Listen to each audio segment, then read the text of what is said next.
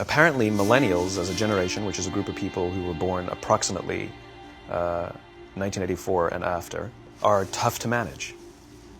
And they're accused of being entitled and narcissistic, and self-interested, unfocused, lazy. But entitled is the big one.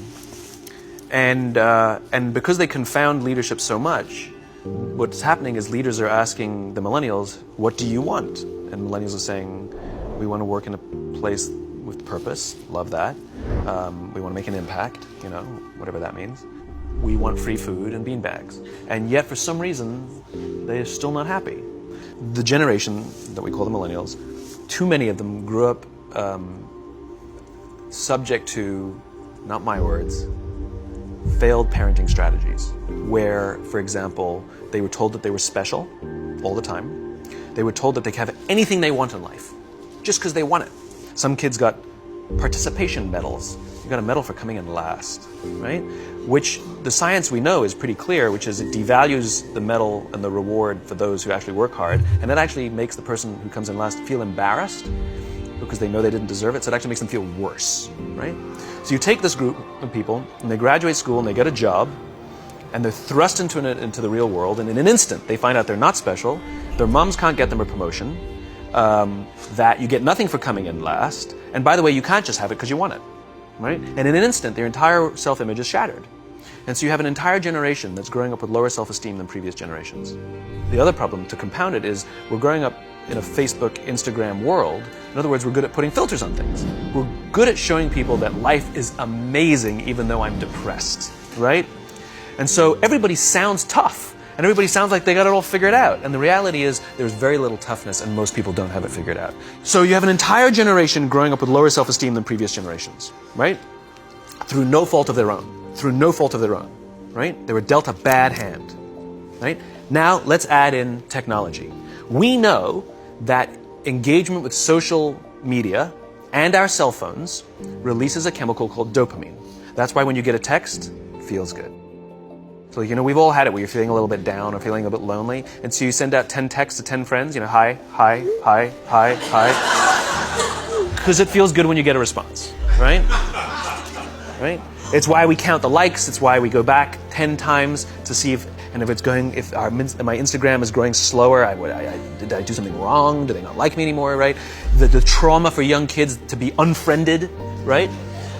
Because we know when you get it, you get a hit of dopamine, which feels good. It's why we like it. It's why we keep going back to it. Dopamine is the exact same chemical that makes us feel good when we smoke, when we drink, and when we gamble. In other words, it's highly, highly addictive. You have an entire generation that has access to an addictive, numbing chemical called dopamine through social media and cell phones as they're going through the high stress of adolescence. Why is this important? Almost every alcoholic discovered alcohol when they were teenagers. When we're very, very young, the only approval we need is the approval of our parents. And as we go through adolescence, we make this transition where we now need the approval of our peers. It's a highly, highly stressful and anxious period of our lives, and we're supposed to learn to rely on our friends. What's happening is because we're allowing unfettered access to these dopamine-producing devices and media, basically it's becoming hardwired, and what we're seeing is as they grow older, too many kids don't know how to form deep, meaningful relationships. Their words, not mine. They will admit that many of their friendships are superficial. They will admit that their friends, that they don't count on their friends, they don't rely on their friends, they have fun with their friends, but they also know that their friends will cancel on them as something better comes along. Deep, meaningful relationships are not there because they never practice the skill set, and worse, they don't have the coping mechanisms to deal with stress. So when significant stress starts to show up in their lives, they're not turning to a person, they're turning to a device, they're turning to social media, they're turning to these things which offer temporary relief. We know, the science is clear, we know that people who spend more time on Facebook suffer higher rates of depression than people who spend less time on Facebook. Right?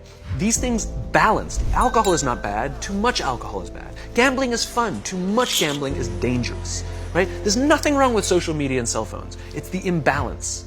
Right? If you're sitting at dinner with your friends and you're texting somebody who's not there, that's a problem. That's an addiction. If you're sitting in a meeting with people you're supposed to be listening to and speaking, and you put your phone on the table, face up or face down, I don't care, that sends a subconscious message to the room that you're just not that important to me right now, right? That's what happens. And the fact that you cannot put it away is because you are addicted, right? If you wake up and you check your phone before you say good morning to your girlfriend, boyfriend, or spouse, you have an addiction. And like all addiction, in time, it'll destroy relationships, it'll cost time, and it'll cost money, and it'll make your life worse. Everything you want, you can have instantaneously. Everything you want, instant gratification. Except job satisfaction and strength of relationships, there ain't no app for that. They are slow, meandering, uncomfortable, messy processes. And so I keep meeting these wonderful, fantastic, idealistic, hardworking, smart kids. They've just graduated school. They're in their entry-level job. And I sit down with them and I go, how's it going? They go, I think I'm going to quit. I'm like, why? They're like, I'm not making an impact. I'm like, you've been here 8 months. You know? It's as if they're standing at the foot of a mountain and they have this abstract concept called impact that they want to have in the world, which is the summit. What they don't see is the mountain.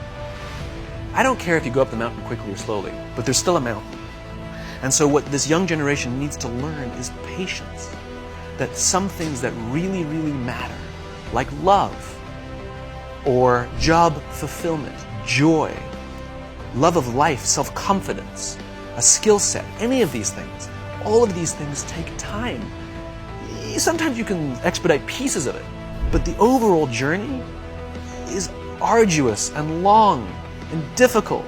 We now have a responsibility to make up the shortfall and to help this amazing, idealistic, fantastic generation build their confidence, learn patience, learn the social skills, find a better balance between life and technology. Because, quite frankly, it's the right thing to do.